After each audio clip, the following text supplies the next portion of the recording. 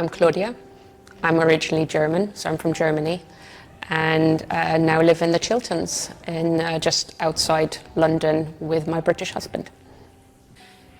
It's hard to believe that I will have had now MS for over 20 years. It started with a headache, which was a bit weird, and it was only after being buffed off by the GP once again. I think I went there about 3 times in the end, maybe 4, where they said it's a migraine, and I said, you know these old movies when things just, like the picture just closes in at the end?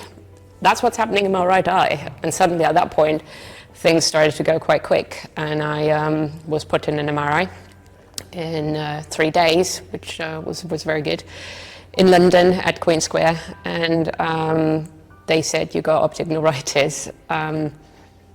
They said a lot of other things and did a few tests, but my head was just, the headaches were just unbelievable. I was in so much pain.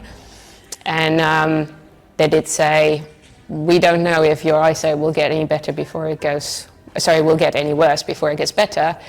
And we don't know if it gets better.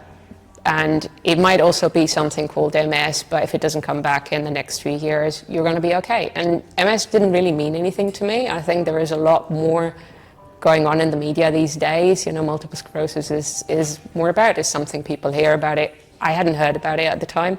It was only really until one time I had half of my face going numb, and my eye wasn't drooping, so I knew I didn't have Bell's palsy, and I went to the GP.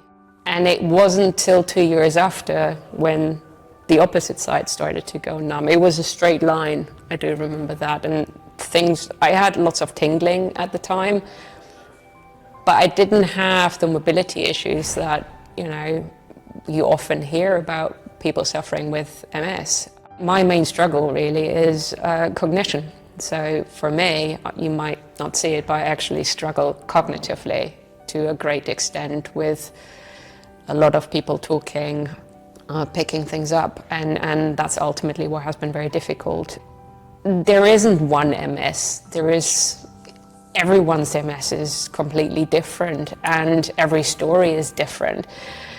And it's terribly hard for all the medical people out there trying to make sense of it, and actually getting a diagnosis eventually is you know, the quicker we can get people to diagnose, I think the better outcome it will be. And you know, if I would have been diagnosed earlier and would have found overcoming MS earlier, I think I would have been in a better way, and less damage would have been done. To me, it's important that the whole program is not just about diet, it's about exercise and it's about stress management. And for me, the stress side of it certainly has greatly contributed to my MS, I think. And you know, keeping up with the mobility and keeping up with the exercise, considering that cognition-wise, I used to be a bookworm. I used to read a book in a day or something, and I can't do that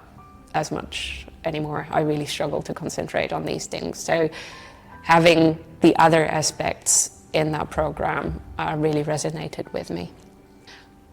I think people should support overcoming MS because if you look at all the aspects of it, it can't do any harm. It can only make you healthier.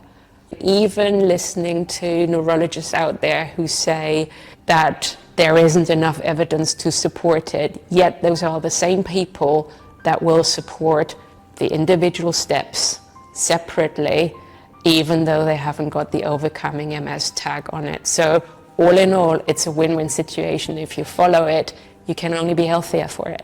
We can turn the tide somehow, and it won't work for everyone. I'm not saying that everyone will turn into a professional dancer if they follow overcoming MS, or if they have MS and you know, change their life. But hope is important, and stress management is important, and whatever makes you happy, finding that is important.